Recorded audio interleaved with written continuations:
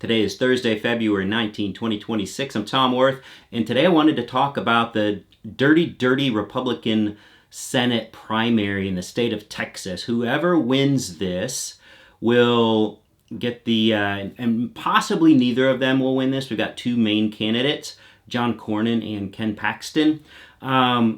You'll probably be going to a runoff. In Texas, you need to get at least 50% of the vote in this primary in order to be the nominee come this fall, when they will take on either James Talarico or Jasmine Crockett. These are tight races. Democrats never win these statewide races in Texas. It's been a long time since any Democrat has won a statewide race, but this fall we have two uniquely terrible candidates on the Republican side. And it's either going to be John Cornyn, who first went to Washington as one of our two state senators back in 2002. He's been there for 24 years, and he's going for his fifth consecutive term. You might think this guy should be unbeatable. Normal circumstances, he might be. For instance, with being there for President Trump's first term and this term, Trump should be all over endorsing him. He is not. He refuses to endorse any candidate in this Republican primary. Why won't he endorse John Cornyn? Well, there's a long list. He views Cornyn, Trump does, as establishment, and right, because he's been there since 2002. But it's personal. In May 2023, I have some notes here, when Trump was getting to start his comeback campaign and launch his 2024 candidacy, which a lot of people thought there's no way, unless you actually thought about it, and then you realize, well, who would actually beat Trump on the Republican side? Who would actually even run against him? Not many people. So Cornyn told reporters that, quote, Trump's time has passed him by. He said Trump would struggle to win a general election, and he was very wrong about that. Trump does not forget these things. Also, when we had our horrific Uvalde school shooting, Congress actually got together and tried to pass something called the Bipartisan Safer Communities Act, and Cornyn helped negotiate that. It's his own state, right? It was. I know many of you remember that. It was such a tragedy, such a huge deal that even Republicans in Congress had to sit up and take notice of this. Was it worse than any other school shooting? They're all so bad. This one was just, it was so bad, just like all of them are. But Cornyn helped negotiate that, and Trump criticized the bill as a, quote, surrender to radical left Democrats. Not as protecting our children in schools, but a surrender to radical left Democrats. That put Cornyn on Trump's naughty list as well. That was in 2022, the gun safety bill. Cornyn was also one of the first senior Republicans to state that Joe Biden would actually be inaugurated after winning the 2020 election. Some were saying he wouldn't. Some were going along with the stolen election thing. Cornyn was one of the early Republican senators to say, no, Biden's going to be elected. Also confused Trump's late-term national security decisions as adding to confusion and chaos. You can see why Trump really doesn't like this guy. So usually in these cases, Trump will just come out hard. He always threatens that he's going to primary someone, right? And Cornyn, you would think, would be a prime candidate for Trump to primary and come out strong for Ken Paxton. Ken Paxton is a big Trumper. He's the state attorney general in Texas. He's been there a long time. He's so dirty. He is so corrupt. He might even be, I don't know, he might even be a handful for someone like Trump. Trump's probably laughing like, wow, get a load of this guy if he's brought up to speed on what Paxton's done since he's been in office. Paxton has been the subject of FBI investigations, whistleblower things. The Republicans in the Texas State Senate in Austin were going to throw his butt out. They were impeaching him back in 2023, and it was all lined up against him.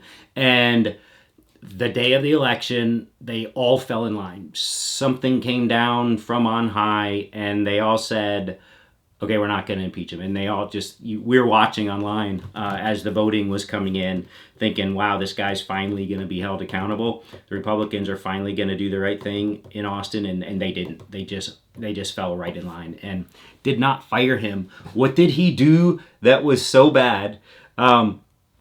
He's done all kinds of things, but back in 2020, there were some whistleblowers that reported him to the FBI for his corruption, and he had a good friend, a real estate developer.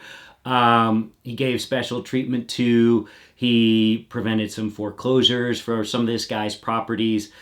This guy contributed massive money to Paxton, and this guy employed a woman who Paxton had an extramarital affair with.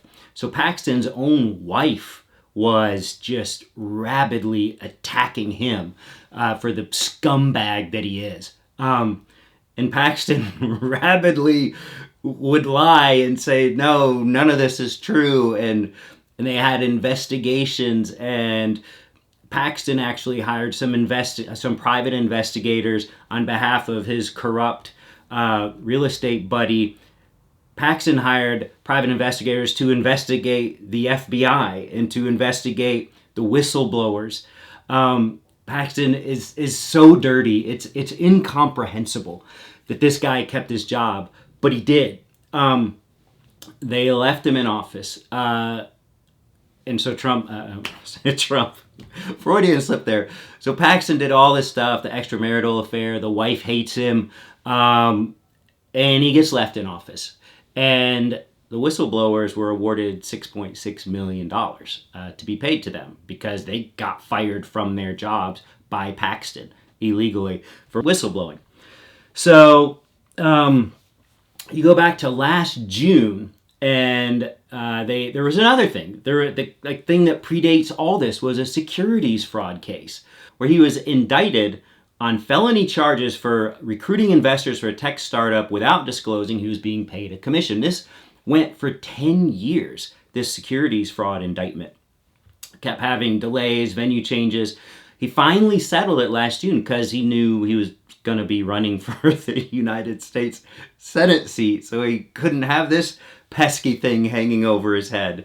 He agreed to a pre-trial diversion program, paid $300,000 in restitution, and agreed to perform 100 hours of community service and complete ethics training. This is who Cornyn is running against. And this guy, this is Texas. Paxton he is soundly thumping Cornyn in the polls right now. Because remember, this is the Republican primary. These are Republican voters. So, of course, they're going to pick Paxton. The more felonies, the better. The more wife cheating, the more securities fraud, the more firing. Of course, the Republicans in Texas are eating up this guy. They love him. Republican leaders, though, know that there's a really good chance that this guy is going to have the floor wiped with him by either Crockett or Talarico. Because you go to the general electorate in Texas, you got a lot of Democrats here. And you do have Republicans who don't like that sort of thing. Not enough to have him lose the primary, but you get to a general election, there's a lot of Republicans that wanted him impeached. Some of them, not most of them, but some of them would not be able to abide him representing the great state of Texas in Washington, D.C. as one of our two senators. And that would open the door wide for Talarico or Crockett come November. This is really juicy. It's really, it's just got all the makings of I don't know. I think this election has legs. We're probably going to be paying attention to this throughout the primaries. Early voting just started 2 days ago. The actual primaries are, a couple weeks away in March. Trump is not endorsing either of them. Here's why. He cannot stand Cornyn. He just can't stand the guy. If there was anyone he could endorse over him, he would, except for Ken Paxton, because Ken Paxton is probably going to beat Cornyn, yes. Trump doesn't want to back a loser, but I think it looks pretty clear from the early polling. These aren't huge polls, but it looks pretty clear that that Cornyn would lose. Trump doesn't want to back a loser. He doesn't want to back Cornyn, but he knows that if he backs Paxton, that could really put him over the edge in the primary and seriously jeopardize the U.S. Senate seat out of Texas come November. So Trump doesn't want him to win. It's in a real bind, so Trump's just not, he's saying he's not going to pick a winner. He's saying all three candidates are great. There is a third one who's just a distant third person. And in the polling, when you take that third guy out of the equation, Paxton wins by even more. So if they do go to a runoff, then Paxton should expand his lead over Cornyn and get the nod. This is, I don't know who I want, because Cornyn is old school, and like, he does invoke Trump. He does say he's a Trumper, but he's also somewhat rational and somewhat American. Cornyn, for his part, had some good quotes I saw in a local news video yesterday. I looked him up again because it's funny when Cornyn's saying this about Paxton when the entire world is saying this, especially the blue people in America. But people all over the world are saying this about Trump. So just insert Trump's name here whenever he's talking about Ken Paxton.